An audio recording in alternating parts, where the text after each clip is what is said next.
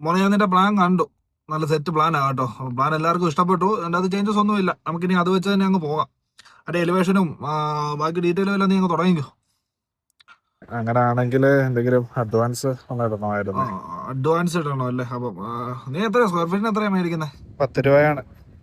10. അപ്പൊ 2000 സ്ക്വയർ ഫീറ്റിന് ഒരു 20,000 അല്ലേ ഉള്ളൂ. അപ്പം ഒരു കാര്യം ചെയ്യാം, നിനക്ക് എത്ര അഡ്വാൻസ് വേണ്ടേ? ഒരു 10 രൂപ കിട്ടിയാൽ നല്ലതായിരിക്കും. 10. 50%. 15 രൂപ കുഴപ്പമില്ല. പ്ലാൻ ഓക്കെ ആയതുകൊണ്ട് നമുക്കിനി സെറ്റ് ചെയ്യാം. അതിന്റെ അക്കൗണ്ട് നമ്പർ ഇങ്ങതാ, ഇപ്പൊ തന്നെ ഇടാം.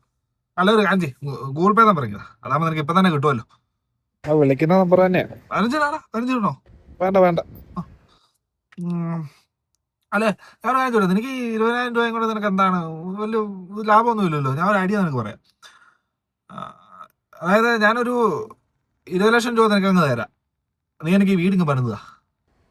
ഞാൻ വരച്ച പ്ലാന്റ് കാര്യമാണ് ഈ പറയുന്നത്. ആ എടാ, ഈ 20,000 രൂപ ഒരു ഡ്രോയിങ്ങിൽ നിന്ന് നിനക്ക് കിട്ടിയിട്ട് നിനക്ക് എന്താ ലാഭം കിട്ടുന്നത്? അപ്പൊ ഞാൻ 20 ലക്ഷം രൂപ നിനക്ക് തരുന്നു. നിനക്ക് ഈ വീട് ഇപ്പൊ 2000 സ്ക്വയർ ഫീറ്റിന്റെ വീട് എനിക്ക് പണിതാ. അപ്പൊ നിനക്ക് ഇത് വെച്ച് പ്രൊമോട്ട് ചെയ്യാമല്ലോ. അപ്പൊ എന്റെ വീട് വെച്ച് പ്രൊമോട്ട് ചെയ്യുന്നതിന് എനിക്ക് പൈസ ഒന്നും വേണ്ട, നിനക്ക് ലാഭമാണ്. അല്ല ഏട്ടാ, ഞാനിപ്പം കൺസ്ട്രക്ഷൻ എടുക്കാണ്ട് ഉദ്ദേശമില്ല. കൺസിഡർ എടുക്കുന്നില്ലേ? അഡ്വാൻസ് ഇടണോ അല്ലേ? ഒരു കാര്യം ചെയ്യും, ഞങ്ങൾ ഒന്നുകൂടെ ഒന്ന് പ്ലാൻ നോക്കട്ടെ. ഇപ്പൊ എൻ്റെ അത് എന്തൊക്കെയോ പ്രശ്നമുണ്ടെന്നാണ് ഇപ്പം അവള് വിളിച്ചപ്പോൾ പറഞ്ഞത്. ഞാൻ നോക്കട്ടെ, ഞാൻ നോക്കിയിട്ട് പറയാം. എന്നിട്ട് നീ ബാക്കി തുടങ്ങിയാ കേട്ടോ.